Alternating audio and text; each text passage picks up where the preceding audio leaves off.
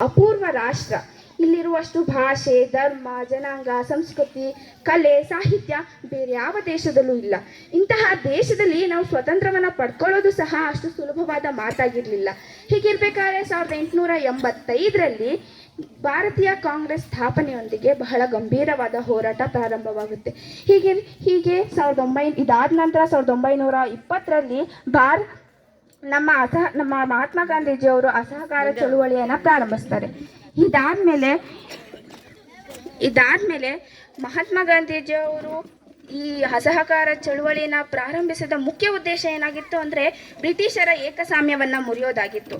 ಇದರಲ್ಲಿ ನಮ್ಮ ಕನ್ನಡಿಗರು ಸಹ ಬ್ರಿಟಿಷರ ಏಕಸ್ವಾಮ್ಯವನ್ನು ಮುರಿಯೋದಕ್ಕೆ ಸಕ್ರಿಯವಾಗಿ ಪಾಲ್ಗೊಳ್ತಾರೆ. ಇದಾದ ನಂತರ ಮಾರ್ಚ್ 12ರಂದು ಸಬರ್ಮತಿ ಆಶ್ರಮದಿಂದ ISJO ಅನ್ನೋ ಮೆರವಣಿಗೆನ ಮಾಡ್ತಾರೆ. ಇದರಲ್ಲಿ ನಮ್ಮ ಕರ್ನಾಟಕದಿಂದ ಯಾರಪ್ಪ ಆ ಮೆರವಣಿಗೆಯಲ್ಲಿ ಭಾಗವಹಿಸಿದ್ರು ಅಂದರೆ ನಮ್ಮ ಮೈಲಾರ ಮಹದೇವಪ್ಪನವರು. ಇದು ನಮ್ಮ ಕನ್ನಡಿಗರೆಲ್ರಿಗೂ ಸಹ ಹೆಮ್ಮೆಯ ವಿಷಯ ಆಗಿದೆ. 1930ರಲ್ಲಿ ನಾವು ಸ್ವತಂತ್ರವನ್ನು ಪಡ್ಕೋಬೇಕಾಗಿತ್ತು. ಆದರೆ ನಮಗೆ 1930ರಲ್ಲಿ ಸ್ವತಂತ್ರ ಸಿಗಲಿಲ್ಲ. ಆದರೆ 1947ರಲ್ಲಿ ನಮಗೆ ಆಗಸ್ಟ್ 15ರಂದು ಸ್ವತಂತ್ರ ಸಿಕ್ತು. ಹೀಗಿರ್ಬೇಕಾದ್ರೆ ನಾವು ಸ್ವತಂತ್ರವನ್ನು ಪಡ್ಕೊಳ್ಳೋಕೆ ನಮ್ಮ ಸ್ವತಂತ್ರ ಹೋರಾಟಗಾರರು, ನಮ್ಮೆಲ್ಲ ಭಾರತೀಯರು, ನಮ್ಮ ಮಹನೀಯರು ಎಷ್ಟು ಕಷ್ಟಪಟ್ಟರು ಅನ್ನೋ ಒಂದೊಂದು ಕ್ಷಣದ ಸನ್ನಿವೇಶದ ಕಥೆಗಳನ್ನ ಕೇಳಿದ್ರೆ ಸಾಕು, ನಮ್ಮ ಕಣ್ಣಾಲೆಗಳ ಕಟ್ಟೆಗಳು ಹೊಡೆಯುತ್ತೆ. ಹೀಗಿರ್ಬೇಕಾದ್ರೆ ನಾವು ಸ್ವತಂತ್ರವನ್ನು ಪಡ್ಕೊಂಡ್ವಿ. ಈಗ ನಾವು ಸ್ವತಂತ್ರವನ್ನು ಪಡ್ಕೊಂಡು 78 ವರ್ಷ ಆಯಿತು. ಈ 78 ವರ್ಷದಲ್ಲಿ ಭಾರತ ಬದಲಾಗ್ತಾನೆ ಬಂದಿದೆ. ಈ ಬಂದಿರೋ ಭಾರತದಲ್ಲಿ ಈ ವರ್ಷದ ವಿಶೇಷತೆ ಏನಪ್ಪ ಅಂದರೆ, ನಮ್ಮ ಭಾರತ ದೇಶದಲ್ಲಿ ಆತ್ಮನಿರ್ಭರ ಅಭಿಯಾನದಿಂದ ನಮ್ಮ ಭಾರತ, ಚೀನಾ, ಅಮೇರಿಕಾದಂಥ ರಾಷ್ಟ್ರಗಳೇ ತಲೆ ಎತ್ತಿ ನೋಡಬೇಕು, ಹುಬ್ಬೇರಿಸಿ ನೋಡಬೇಕು. ನಮ್ಮ ಭಾರತ ಅಷ್ಟರ ಮಟ್ಟದಲ್ಲಿ ಪ್ರಗತಿಯಲ್ಲಿದೆ. ಯಾರ್ಯಾರು ಮಾತಾಡ್ತಿರೋದು?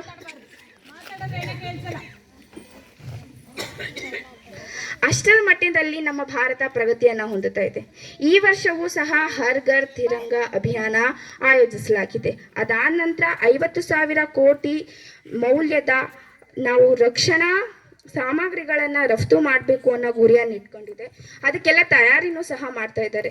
2047ರಷ್ಟರಲ್ಲಿ ನಮ್ಮ ಭಾರತ ಸಂಪೂರ್ಣವಾಗಿ ಎಲ್ಲ ಅಭಿವೃದ್ಧಿ ಹೊಂದಿದ ರಾಷ್ಟ್ರ ಆಗಬೇಕು ಎಂಬುದರ ವಿಚಾರವಾಗಿ ನಾವು ಈ ವರ್ಷದಲ್ಲಿ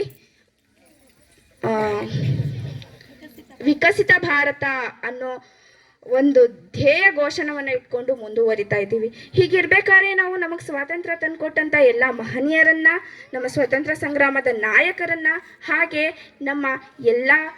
ಈಗ ನಮ್ಮ ದೇಶವನ್ನು ಕಾಯ್ತಿರುವ ಯೋಧನನ್ನ, ನಮ್ಮ ರೈತರನ್ನ, ನಮಗೆ ವಿದ್ಯೆ ಕಲಿಸಿದಂಥ ಗುರುಗಳನ್ನ, ಹಾಗೆ ಕವಿ ಪುಂಗರುಗಳನ್ನ, ನಮ್ಮ ಭಾರತೀಯ ಆಟಗಾರರನ್ನ, ನಮ್ಮ ಹೆತ್ತವರನ್ನ, ಎಲ್ಲವರನ್ನೂ ಸಹ ನಾವು ಗೌರವಿಸಬೇಕು. ಕಳೆದ 78 ವರ್ಷಗಳ ಮೊದಲು 200 ವರ್ಷಗಳ ಕಾಲ ನಮ್ಮ ಭಾರತದ ಮೇಲೆ ಬ್ರಿಟಿಷರು ಆಳ್ವಿಕೆಯನ್ನು ಮಾಡಿದ್ರು.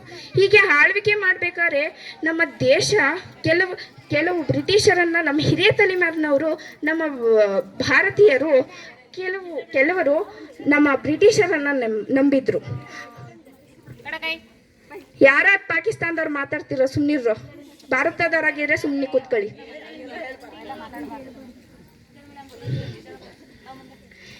ಹೀಗಿರ್ಬೇಕಾದ್ರೆ ನಾವು ಸ್ವತಂತ್ರವನ್ನು ಪಡ್ಕೊಂಡ್ವಿ.